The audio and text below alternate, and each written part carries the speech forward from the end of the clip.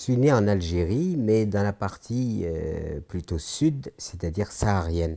On peut dire que je suis beaucoup plus saharien, d'une ascendance plutôt nomade que sédentaire. Dans une petite oasis du sud, une petite oasis à côté de Béchar, proche de la frontière marocaine. Et c'est là que je suis né en 1938. Voilà. Et à l'époque, c'était une cité tranquille, sans grande histoire, sauf que tout a été bouleversé parce les Français, quand ils sont venus, ont découvert du charbon, de la houille. Ce qui fait que cette cité, qui était une cité traditionnelle tranquille, est devenue très effervescente parce qu'il a fallu extraire du charbon. Beaucoup de gens sont allés se faire embaucher. Et mon propre père, qui était un forgeron, un musicien, un poète, a été aussi dans l'obligation, pour gagner et nourrir sa famille, de se faire embaucher aussi à la mine comme conducteur de locotracteur. Voilà, une histoire, un grand bouleversement dans notre petite cité. Et à ce moment-là, malheureusement, je perds ma mère, j'avais à peine 4 ans. Et mon père, soucieux de mon avenir, disant que désormais la logique, la vie sera entre les mains des Occidentaux et des Européens, eh bien, il m'a confié à un couple, une institutrice et un ingénieur, pour être éduqué, en quelque sorte, voilà, dans la nouvelle logique, dans la nouvelle civilisation, si on peut dire. Mes parents adoptifs, donc, m'ont essayé de m'instruire. Ils se sont déplacés vers la ville d'Oran, donc je les ai suivis.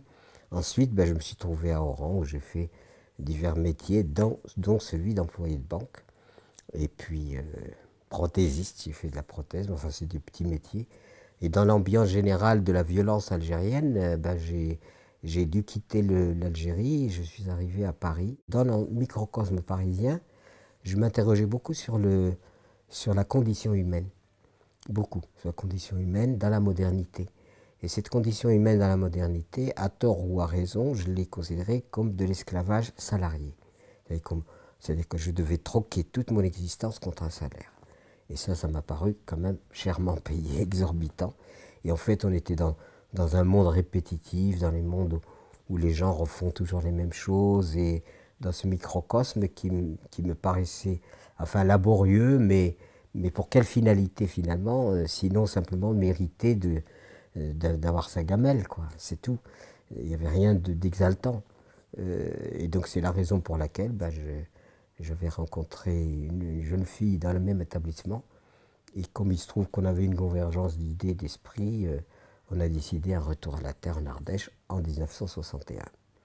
Nous avons donc décidé de ressaisir notre existence et de lui donner une orientation, une logique, quelque chose, et puis aussi se rapprocher de la nature, parce que ça me paraissait quand même un gros sacrifice que d'être uniquement dans un monde artificiel, dans un monde de béton et dans un monde artificiel, alors que la vie est là et qu'on n'est pas présent pour la déguster. Les oiseaux chantent pour rien, il n'y a personne, les arbres poussent, les fleurs sont là, mais il n'y a personne pour admirer parce que tout le monde est concentré à œuvrer, à besogner dans une espèce de confinement urbain qui me paraissait contre nature. Voilà. Et donc une fois venu à la campagne, ben, il a fallu que j'apprenne l'agriculture parce que je ne connaissais rien à l'agriculture. Et j'ai donc appris l'agriculture par des cours dans une maison familiale et en même temps comme ouvrier agricole. Et c'est là que ça a été le grand déclic, c'est-à-dire quand j'étais ouvrier, la pratique agricole révélait avec l'usage massif de poisons, ceux qu'on met dans la terre, ceux qu'on projette dans l'environnement, la condition des animaux confinés à produire des œufs, des protéines, des machins, etc. C'est l'industrialisation de l'agriculture avec cette option terrible, c'est produire et détruire en même temps. On ne peut pas produire sans détruire. J'ai dit, mais quand même, on ne peut pas demander à la terre de nous nourrir, alors que c'est elle qui nous nourrit, et en même temps la détruire et l'empoisonner. C'était complètement illogique d'avoir un système qui produit et détruit en même temps. Donc c'est là où ça a été pour moi la révélation concernant ce que veut dire l'agriculture industrialisée. C'est-à-dire qu'il y a l'agriculture qu'on a essayé de mettre à jour de l'industrie et on a donc industrialisé l'agriculture. Le paysan, dans sa noblesse de paysan, est devenu un exploitant agricole et donc il avait été blessé depuis longtemps de sa condition paysanne et il voulait se mettre à jour du monde moderne. Je ne suis pas un attardé, un plouc, etc. Sauf que quand il y a rien à manger dans les villes, tout le monde se souvient qu'il a un cousin à la campagne. C'est tout le monde. Parce que c'est lui qui tient la vie, c'est tout. Mais il la tient mal à partir du moment où il la tient très mal si il la malmène, si il pollue, si il détruit, etc. Il la tient très mal parce qu'il détruit. Mais le vrai paysan, respectueux de la vie, respectueux de la terre, eh bien, il a un rôle social majeur, même, je dirais même prioritaire, absolu. Et c'est pour ça que bon, j'ai découvert qu'il y avait la biodynamie, qu'il y avait des possibilités de travailler la terre en la respectant, en l'aimant, que la notion de terre-mère, pour moi, ce n'était pas une métaphore, c'est une réalité, parce que c'est cette terre-là qui nous nourrit. Et cette terre, il faut la respecter, il ne faut pas la détruire. Et c'est comme ça que petit à petit, de la biodynamie, je suis allé vers l'agriculture bio. Et puis à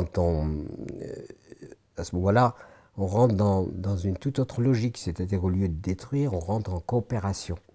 Le livre qu'on vient de publier avec Jean-Marie Pelt part sur cette idée de coopération, où quand on fait la rétrospective sur comment la vie s'est installée sur la planète, eh bien on se rend compte que tout a coopéré.